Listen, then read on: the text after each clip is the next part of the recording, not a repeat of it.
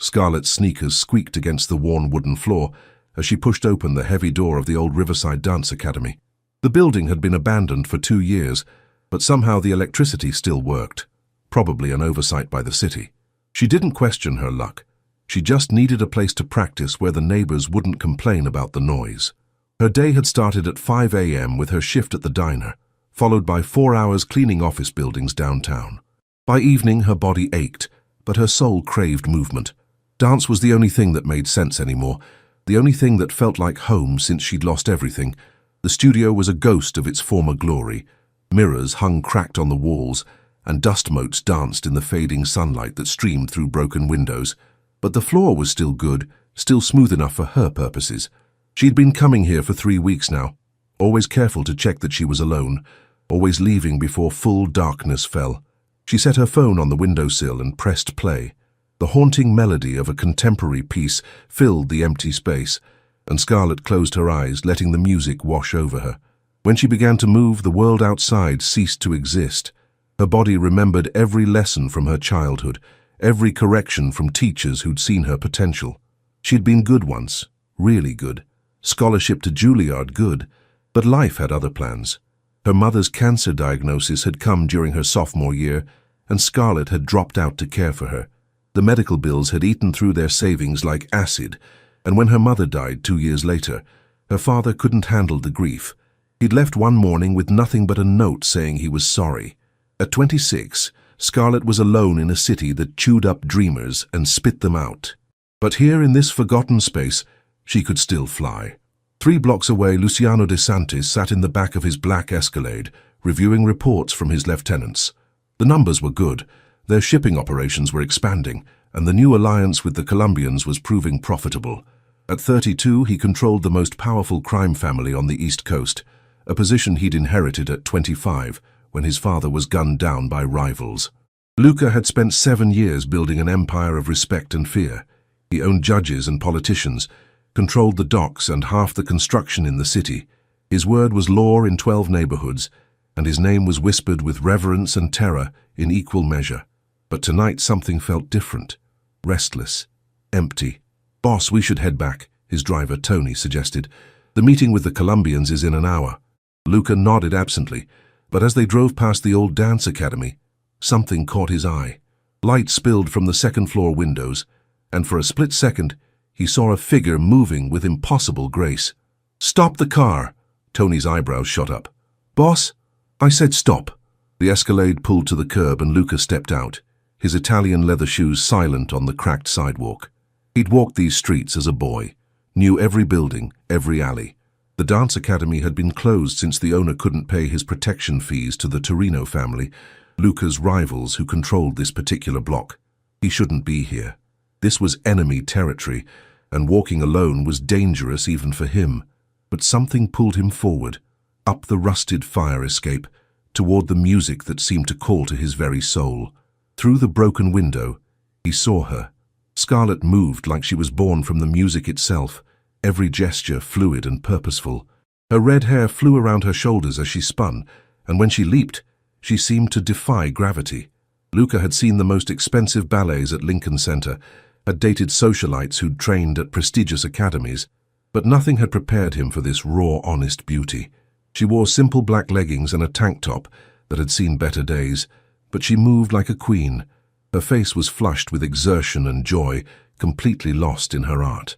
Every movement told a story, of pain transformed into beauty, of dreams that refused to die despite impossible odds. For the first time in years, Luca forgot about territories and rivals and the weight of his name. He forgot about the gun holstered beneath his jacket and the blood on his hands. He forgot about everything except the woman who danced like she was painting light across the darkness. Inside the studio, Scarlett felt the familiar rush of endorphins as she pushed her body to its limits. This was her sanctuary, her escape from a world that seemed determined to crush her spirit. She'd been dancing since she was 3, had dreams of Broadway and touring companies, but life had taught her that dreams were luxuries she couldn't afford. Still, she couldn't stop.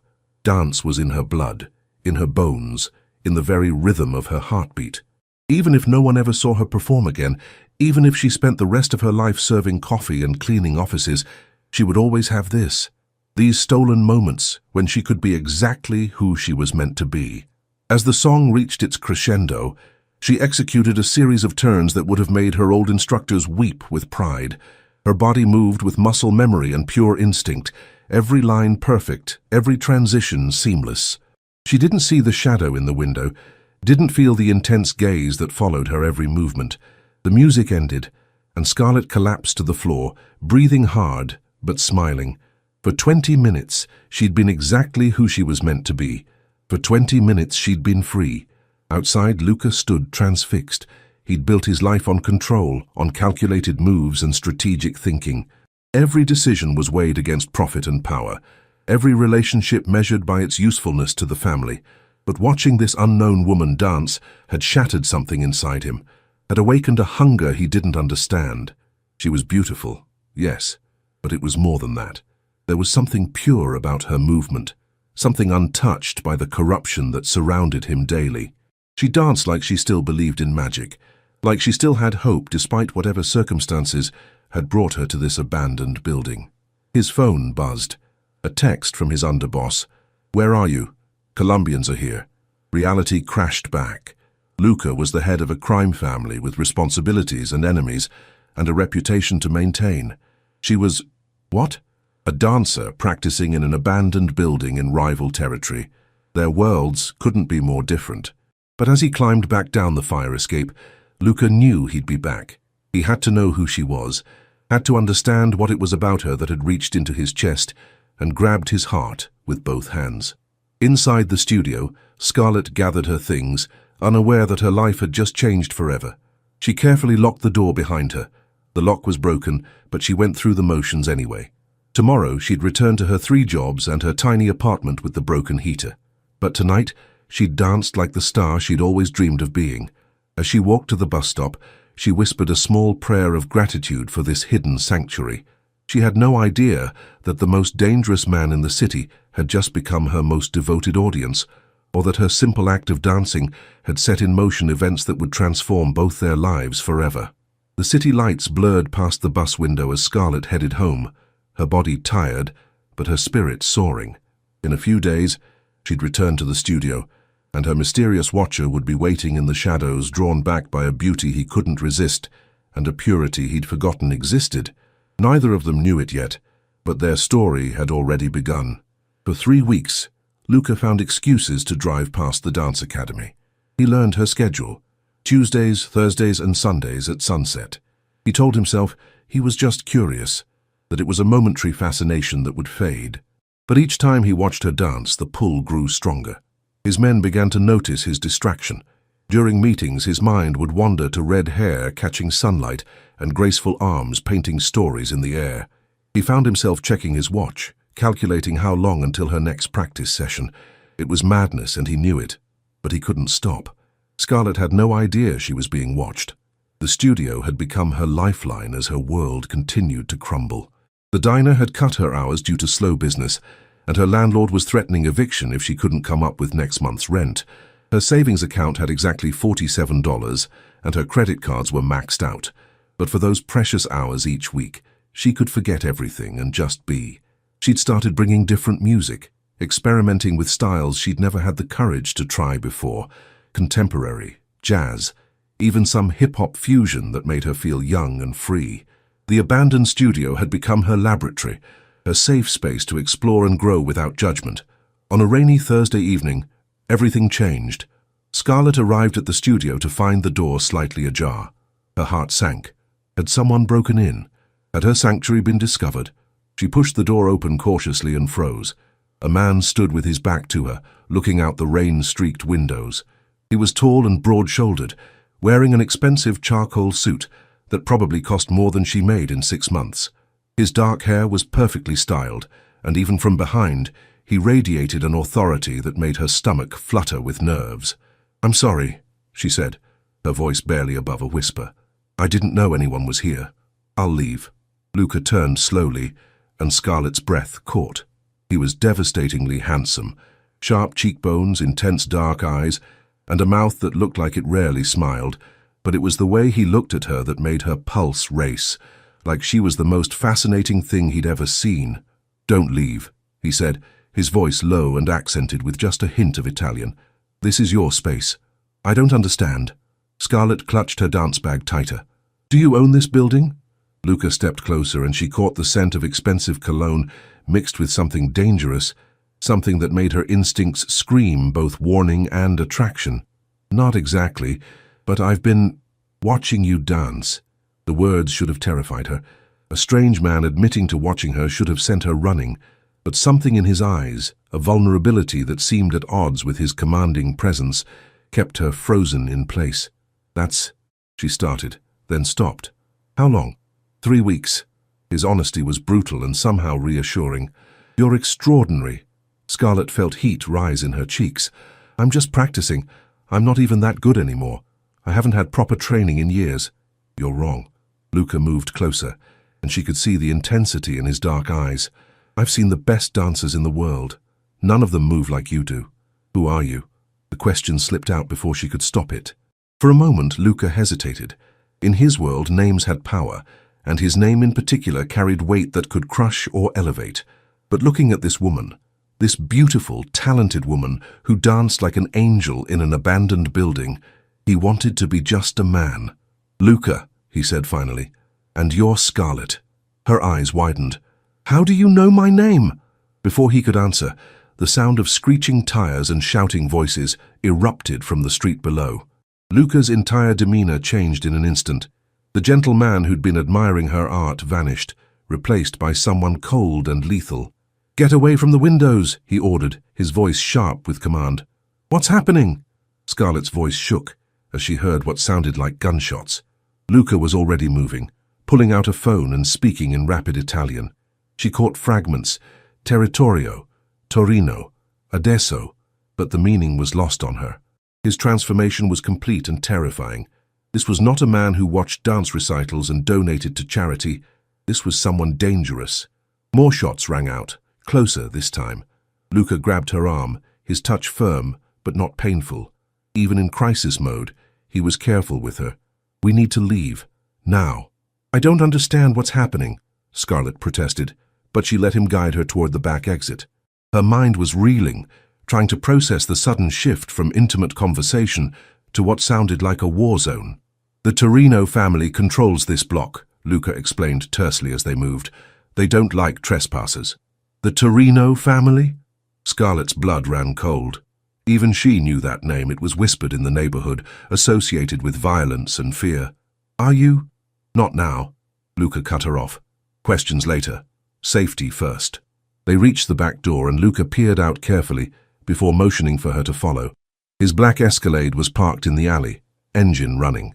A man in a dark suit stood beside it, his hand inside his jacket, in a way that suggested he was armed. "Boss," the man called urgently, "we need to go. Torino's men are moving in from both ends of the street." "Boss?"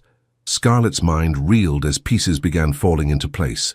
The expensive suit, the way he'd known about the Torinos, the deference in the other man's voice, the practiced way he'd assessed the danger and moved them to safety. Luca turned to her, and for a moment, his mask slipped. She saw regret in his eyes, and something that might have been longing. "I'm sorry you had to see this," he said softly, "but I couldn't let anything happen to you." "Who are you really?" she whispered. Before he could answer, another burst of gunfire echoed from the street. Luca's jaw tightened, and he made a decision that would change everything. "Someone who should stay away from you," he said, "but I don't think I can." He helped her into the Escalade, his hand warm and steady on her back. As they drove away from the chaos, Scarlett caught glimpses of men in dark clothing moving through the shadows, the glint of weapons in the streetlights. This wasn't a random crime. This was organized, territorial, deadly. "Where are you taking me?" she asked, surprised by how calm her voice sounded. "Somewhere safe," Luca replied, not taking his eyes off the mirrors. "My men will make sure you get home safely once the area is clear." "Your men?" Scarlett studied his profile in the dim light of the car. "You're not just some businessman who likes dance, are you?" Luca was quiet for a long moment. When he finally spoke, his voice was heavy with regret. "No, Bella, I'm not." The endearment sent a shiver through her despite everything. Bella, beautiful. The way he said it made it sound like a prayer. "What are you then?"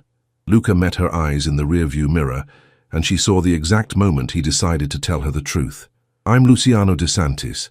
I'm the head of the DeSantis crime family." The words hung in the air between them like a loaded gun.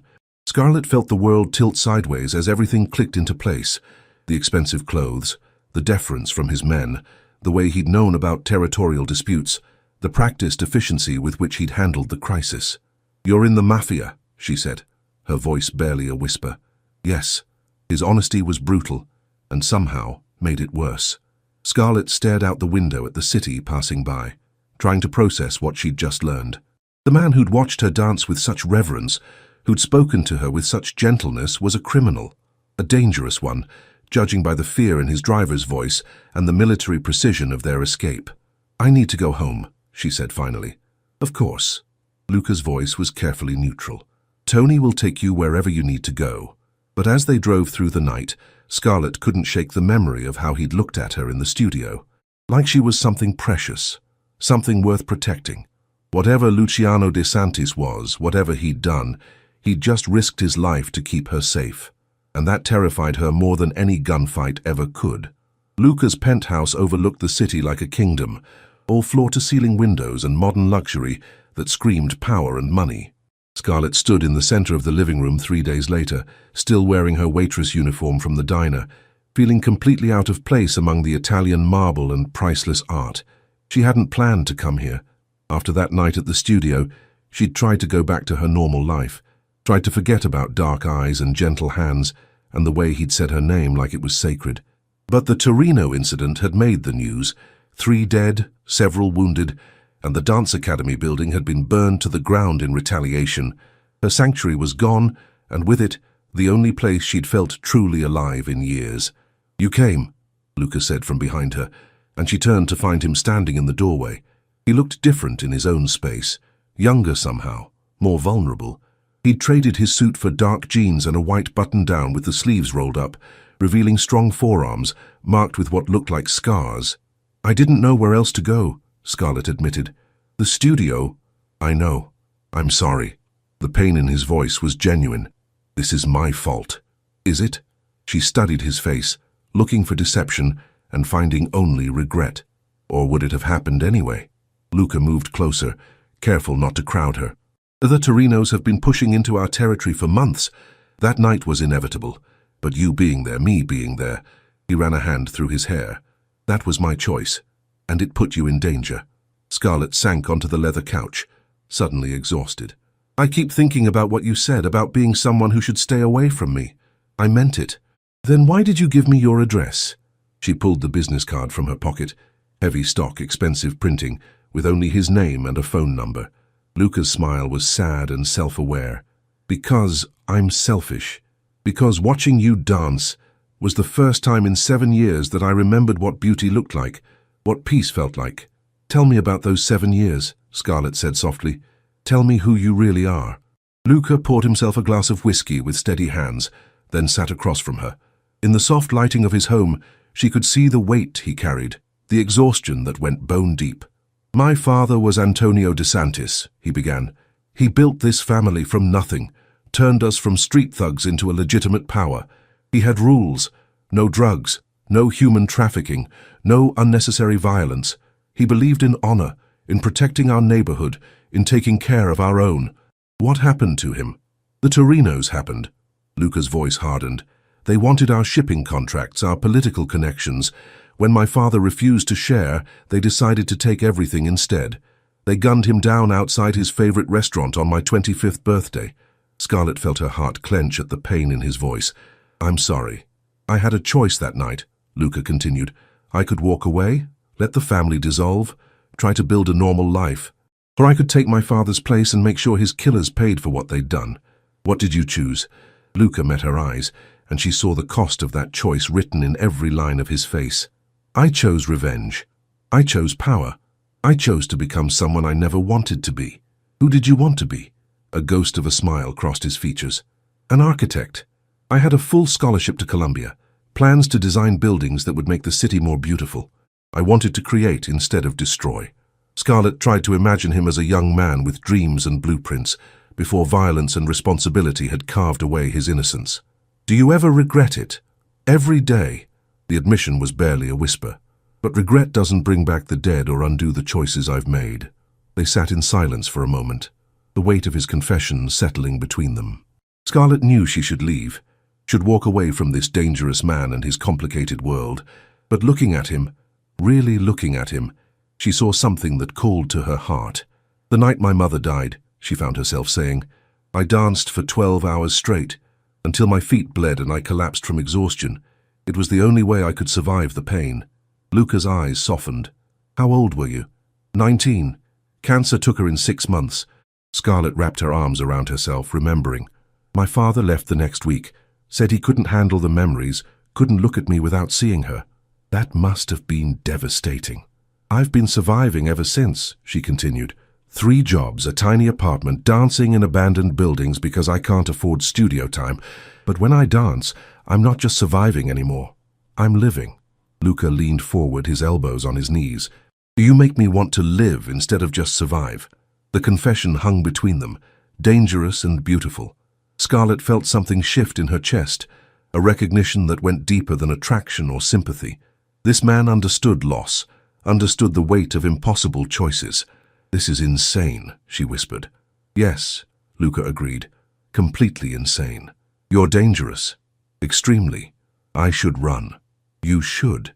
His voice was rough with want and regret. But I'm hoping you won't.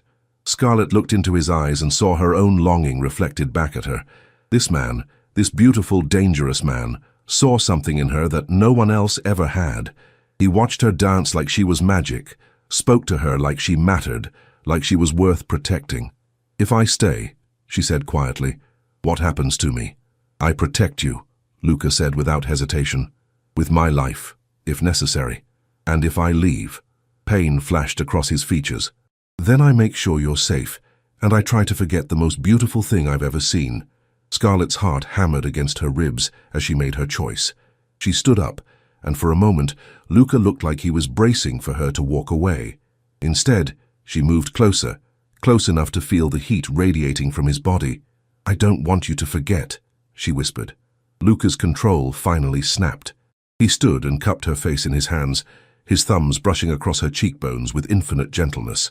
Scarlett, he breathed, and then his lips were on hers. The kiss was soft at first, tentative, as if he was afraid she might disappear. But when she melted against him, her hands fisting in his shirt, he deepened it with a hunger that made her knees weak. He tasted like whiskey and promises, like danger and salvation all at once. When they finally broke apart, both breathing hard, Scarlett knew there was no going back. She'd stepped into his world, and whatever came next, they'd face it together. What happens now? She asked against his lips. Luca's smile was soft and dangerous and full of promise. Now, Bella Mia, everything changes. He was right. Everything was about to change in ways neither of them could imagine. 3 months later, Scarlett's life had transformed beyond recognition. Luca had moved her into a secure apartment in his building, enrolled her in the city's most prestigious dance academy, and surrounded her with protection she barely noticed but always felt. She was living her dreams, but the cost was becoming clear. She couldn't go anywhere alone, couldn't visit her old neighborhood, couldn't maintain friendships that might put others at risk. Her world had become beautiful and golden and completely isolated. The Riverside Dance Academy, rebuilt and renamed the Scarlett Williams Academy for the Arts, was everything she'd ever dreamed of. State-of-the-art facilities, world-class instructors, and a full scholarship program for underprivileged children. It was Luca's gift to her, and she loved it with every fiber of her being, but she was beginning to understand the true cost of loving a man like Luciano DeSantis. You're distracted today, Madame Petrova, her new instructor, observed as Scarlett stumbled through a combination she'd nailed the day before. I'm sorry, Scarlett said, catching her breath. I'll focus. But focus was impossible when her mind was consumed with questions she was afraid to ask. Luca was gentle with her, protective and passionate, but she saw the darkness in his eyes when he thought she wasn't looking. She heard him on phone calls conducted in rapid Italian, saw the tension in his shoulders when his men brought him reports. 2 nights ago, she'd woken to find his side of the bed empty. She'd found him standing on the balcony at 3 in the morning, staring out at the city with blood on his knuckles and death in his eyes. When she'd asked what happened, he'd simply said, business, and held her until dawn. That evening, she found him in his study, staring out at the city with a glass of whiskey in his hand. He looked tired in a way that went bone deep, and there were new lines around his eyes that hadn't been there a week ago. "Bad day?" she asked softly. Luca turned, and his expression immediately softened when he saw her. "Better now." She moved to him, letting him pull her against his chest. For a moment, they just held each other, finding peace in the simple contact. But Scarlett could feel the tension in his body, the weight of whatever he was carrying. "Luca," she said finally, "I need to ask you something." She felt him tense slightly. "What is it, Bella?" "The things you do? The family business?" She pulled back to look at his face. "How bad is it really?" Luca was quiet for a long moment, his dark eyes searching hers. "Why are you asking?" "Because I love you," she said simply, "and I need to know what that means." The words hung between them. It was the first time either of them had said it, and Scarlett saw the impact hit him like a physical blow. Joy and terror warred in his expression. "Scarlett," he started, but she pressed her fingers to his lips. "I love you," she repeated, "but I can't love a lie. I need to know who you really are, all of who you are." Luca closed his eyes, and when he opened them again, she saw resignation there. "If I tell you, you might not be able to look at me the same way. Try me." He set down his whiskey and took her hands in his. His fingers were warm and strong, but she could feel the slight tremor that betrayed his nerves. "I've killed people, Scarlett. Not in passion, not in self-defense, but because it was necessary for business. I've ordered hits on rivals. I've destroyed families who crossed us." Scarlett felt the blood drain from her face, but she didn't pull away. "How many? Does it matter?" "Yes." Luca's jaw tightened. 17. Directly. More indirectly through orders I've given. The number hit her like a slap. 17 people who would never go home to their families, never dance or laugh or love again, because of the man she loved. "The Torino family," she said quietly. "The night we met. What happened after we left? 3 of their soldiers died in the shootout with my men. 2 more died in retaliation strikes over the following week." Scarlett pulled her hands free, wrapping her arms around herself. "Because of me. Because you were there watching me." "No." Luca's voice was sharp. "Because they were moving into our territory. Because this war has been brewing for months. You were just the catalyst." "I don't know if that makes it better or worse." They stood in silence, the weight of his confession settling between them like a wall. Scarlett felt like she was drowning, caught between the man who held her so tenderly and the killer he'd just admitted to being.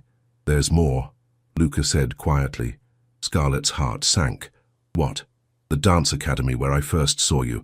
I didn't just have it rebuilt." Luca's voice was carefully controlled. "I bought the entire block, forced out the businesses that wouldn't sell, displaced families who'd lived there for generations." "What do you mean?"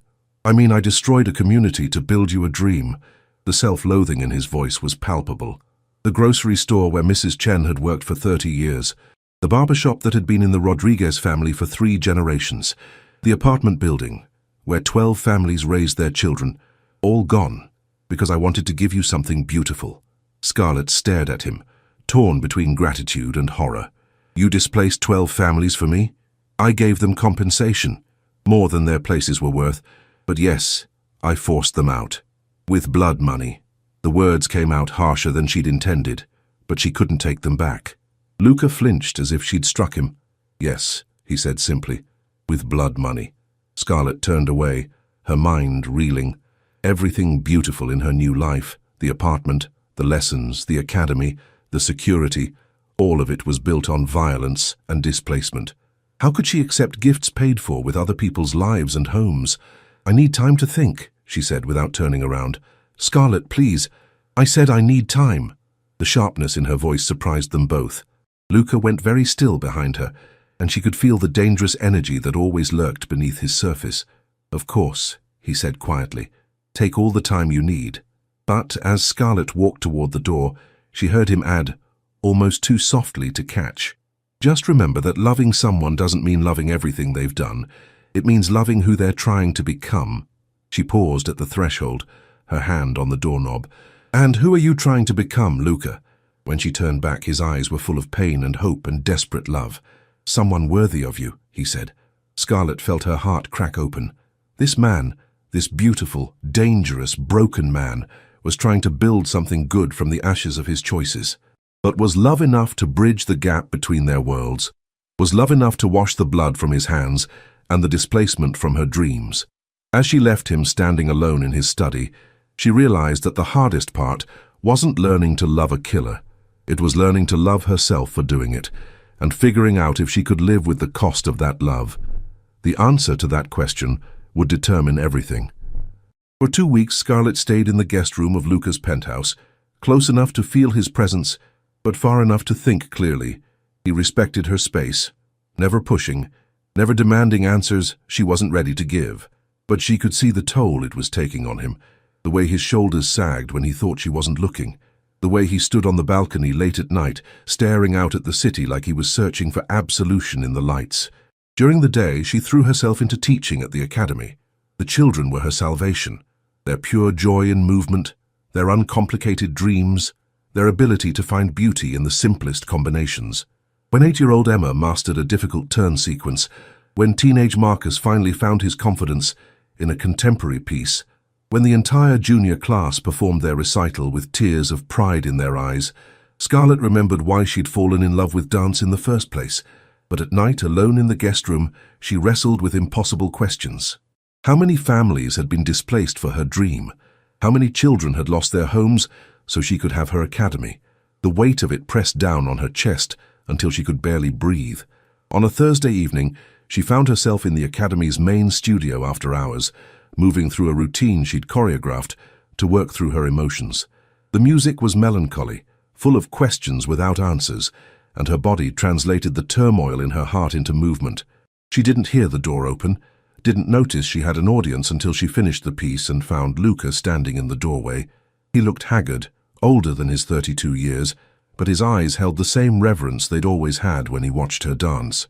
"That was beautiful," he said softly, "and heartbreaking." "It's how I feel," Scarlett admitted, not moving from the center of the floor. Torn between two worlds that don't seem compatible. Luca stepped into the studio but didn't come closer. "I have something to show you if you're willing." Curiosity overrode caution. "What is it?" "Come with me, please." They drove through the city in silence, Luca's hands steady on the wheel despite the tension radiating from his body. Scarlett watched the familiar neighborhoods pass by, wondering where he was taking her, what he thought could possibly change the fundamental incompatibility between his world and hers. They stopped in front of a modest community center in the neighborhood where the old dance academy had been. The building was new but designed to blend with the surrounding architecture, and through the windows, Scarlett could see people inside. Families, children, elderly residents. "What is this?" she asked. "The Rodriguez Community Center," Luca said quietly. "Named after the family who owned the barber shop. Come inside." The interior was warm and welcoming, with a small cafe, computer stations, after-school program spaces, and Scarlett's breath caught, a beautiful dance studio with mirrors and professional flooring. "Mr. DeSantis!" A woman in her 50s approached them with a warm smile. "I wasn't expecting you tonight."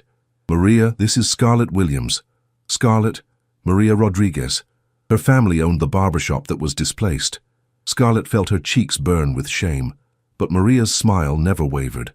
"The dancer. We've heard so much about you. My granddaughter Rosa takes classes at your academy. She talks about you constantly." I'm sorry," Scarlett stammered. "About your family's shop. I didn't know." "Know what?" "That you were the reason we got a better opportunity," Maria laughed. "Mr. DeSantis didn't just buy our building, Mija. He set us up with a new shop in a better location, helped my son get a business loan, and gave us a stake in this community center. We're doing better than we ever dreamed." Scarlett looked at Luca in confusion. "I don't understand." "Let me show you around," Maria said, taking Scarlett's arm. "The computer lab is where Mrs. Chen teaches English classes to new immigrants. She loves it more than running that old grocery store. The kitchen is where the Morales family caters events. They're booked solid for the next 6 months. And the dance studio. That's where kids from the neighborhood can take free classes, just like at your academy." As they toured the facility, Scarlett met family after family who told similar stories. Yes, they'd been displaced, but they'd been given opportunities they never could have imagined. Better businesses, better homes, better futures for their children. But the compensation, Scarlett said to Luca when they were alone in the dance studio. Where did that money come from? Luca was quiet for a long moment. I've been moving the family business toward legitimate enterprises for the past year. The shipping company, the construction firm, the restaurant chain, all legal now. The money for this, for the compensation, it came from those profits. And the other money, the blood money, goes to families of people who were hurt by our past actions. Anonymous donations, college funds for children who lost parents, medical bills for people who were injured in our wars.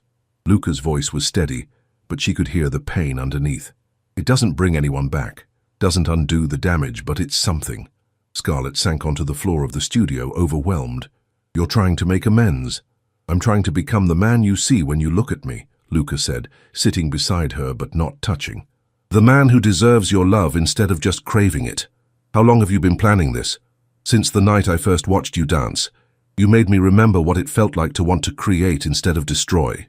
They sat in silence, surrounded by mirrors that reflected their complicated truth back at them. Scarlett could see herself, a woman caught between love and conscience, between dreams and reality. And she could see Luca, a man fighting to transform himself, to build something beautiful from the ashes of his past. The 17 people, she said quietly, the ones who died because of your orders. Luca's jaw tightened.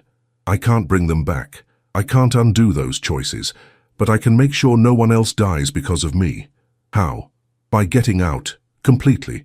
I've been negotiating with the other families, turning over territories, selling off the illegal operations. In 6 months, the DeSantis name will be associated with legitimate business only. Scarlett turned to look at him fully. And your men? Your family?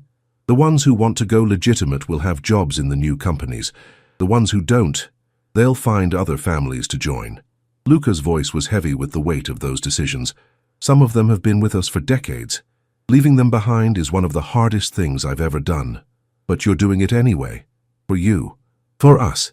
For the chance to be the man I was supposed to be before everything went wrong. Scarlett felt tears prick her eyes. This beautiful, dangerous man was dismantling his entire world for her, trying to build something clean and good from the ruins of his past. It wasn't enough to erase what he'd done, but it was everything he could give. I love you, she said, the words coming out fierce and sure. I love the man you are and the man you're becoming. But I need you to promise me something. Anything. Promise me that if we do this, if we build a life together, it will be built on truth. No more secrets, no more hidden costs. I need to know that every beautiful thing in our life comes from clean hands.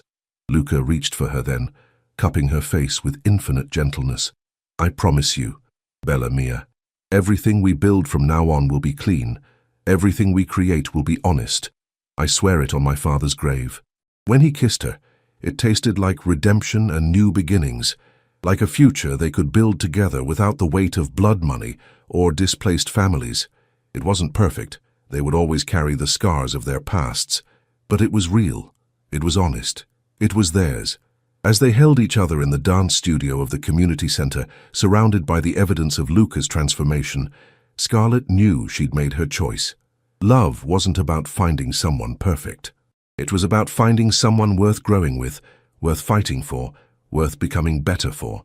And Luciano DeSantis, for all his flaws and past mistakes, was worth everything. 2 years later, Scarlett stood in the wings of Lincoln Center, adjusting the costume of one of her students before the biggest performance of their young lives. The Scarlett Williams Academy for the Arts was presenting their annual showcase, and tonight's audience included talent scouts, critics, and proud families who had never imagined their children would dance on such a prestigious stage. Miss Williams, whispered Emma, now 10 and radiant with excitement, I can see my whole family in the audience. They're going to be so proud of you, Scarlett said, smoothing the girl's hair. Remember what we practiced. Breathe, feel the music, and let your heart guide your movement. Through the curtain she could see Luca in the front row, devastatingly handsome in his tuxedo, his eyes scanning the stage for her. Beside him sat Maria Rodriguez and her family, Mrs. Chen with her new husband, and dozens of other families whose lives had been transformed along with their own. The DeSantis name was now associated with legitimate business, charitable foundations, and community development. Luca's construction company had built 3 new community centers. His shipping business employed hundreds of people at fair wages, and his restaurants were known for their excellent food and ethical practices. It hadn't been easy. The transition from crime family to legitimate business had cost them allies and made them enemies. There had been threats, attempts at retaliation, and moments when Scarlett had wondered if they would survive the transformation. But they had, and they'd emerged stronger for it. "Places, everyone!" called the stage manager. Scarlett watched her students take their positions, her heart swelling with pride. These children, from the wealthiest neighborhoods and the poorest streets, had found something magical together. They'd learned that art could bridge any divide, that beauty could grow from the most unlikely soil. The music began, and Scarlett felt the familiar thrill of watching dreams take flight. Her students moved with the grace and passion she'd tried to instill in them, telling stories with their bodies, painting emotions across the stage. When the final bow was taken and the curtain fell, Scarlett was surrounded by excited children and proud parents. But through the chaos she found Luca's eyes, and the look he gave her made her heart skip. Later, after the reception and the congratulations and the tearful goodbyes, they found themselves alone in the empty theater. Luca had convinced the security guard to give them a few minutes, and now they stood center stage, surrounded by the ghosts of the evening's magic. "Dance with me," Luca said, extending his hand. "There's no music," Scarlett laughed. "There's always music when you move." She took his hand, and they began to sway together in the silence. It wasn't the desperate, passionate dancing of their early days, or the uncertain movements of their separation. This was something new, a dance of partnership, of shared dreams, of a future they'd built together from the ashes of their pasts. "Do you ever regret it?" Scarlett asked softly. "Giving up everything you knew for this life?" Luca spun her gently, then pulled her back against his chest. "I gave up everything I thought I wanted for everything I actually needed," he said. "How could I regret that? Even when it's hard? Even when the legitimate world moves slower than you're used to? Especially then." Luca's voice was warm with certainty. "Every honest dollar we earn, every clean deal we make, every child who finds their dreams in our academy, it's worth more than all the power I used to have." Scarlett tilted her head back to look at him. "And what about when people find out about your past? When they judge us for what you used to be?" "Then we show them who we are now," Luca said simply. "We show them what love can build when it's given the chance to grow." They danced in silence for a while. 2 souls who had found their way to each other through darkness and emerged into light. Around them, the theater held the echoes of 1,000 dreams, 1,000 stories of transformation and hope. "I have something for you," Luca said eventually, reaching into his jacket pocket. Scarlett's breath caught as he pulled out a small velvet box. "Luca, I know we've talked about this," he said, dropping to one knee right there on the stage where dreams came true. "But I wanted to do it properly, in a place that represents everything we've built together." He opened the box to reveal a ring that took her breath away. Not ostentatious or flashy, but elegant and timeless, with a diamond that caught the stage lights and threw rainbows across the floor. "Scarlett Williams," Luca said, his voice steady despite the emotion in his eyes. "You saved my soul and showed me what it means to truly live. Will you marry me?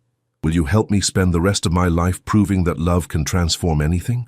Scarlett looked down at this man who had given up an empire for her, who had rebuilt his entire world to be worthy of her love, who had shown her that even the most broken people could find redemption if they were willing to fight for it. "Yes," she whispered, then louder, "Yes." As Luca slipped the ring onto her finger and stood to kiss her, Scarlett felt the final pieces of their story click into place. They had started as strangers, a struggling dancer and a dangerous man watching from the shadows. They had become lovers, then partners, then builders of something beautiful and clean and true. Now they would become husband and wife, and whatever challenges lay ahead, they would face them together. The abandoned studio where their story began was long gone, replaced by a community center that served hundreds of families. But the magic that had sparked between them that first night, the recognition of 2 souls who could save each other, that would last forever. As they left the theater hand in hand, Scarlett knew that their greatest dance was just beginning, and this time they would never have to perform in the shadows again.